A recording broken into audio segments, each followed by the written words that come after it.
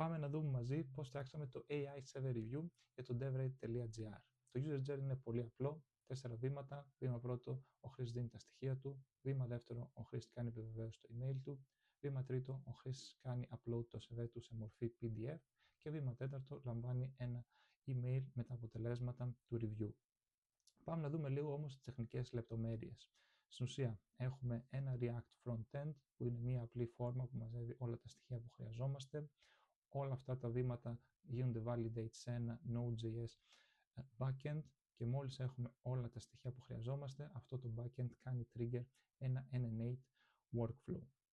Πάμε να δούμε λίγο τι γίνεται όμως σε αυτό το N8 workflow. Βήμα πρώτο φυσικά είναι το webhook που περιμένει να ακούσει να πάρει κάποιο request από το backend μας. Μόλις αυτό το request έρθει με όλες τις πληροφορίες, το επόμενο βήμα είναι να κατεβάσει το CV και στη συνέχεια στο επόμενο node να το κάνει extract σε text και μόλις έχουμε το PDF μετατρέψει σε text, το περνάμε στο AI μοντέλο της επιλογής μας μαζί με τους κανόνες που έχουμε φτιάξει για να γίνει το review. Μόλις πάρουμε τα αποτελέσματα από το μοντέλο, τα στέλνουμε πίσω στο backend για να τα αποθηκεύσει στη βάση δεδομένων μας. Και παράλληλα, τελευταίο βήμα του N8 workflow είναι να στείλει ένα email στο χρήστη, ενημερώνοντας ότι το review είναι έτοιμο και παίρνει τα αποτελέσματα.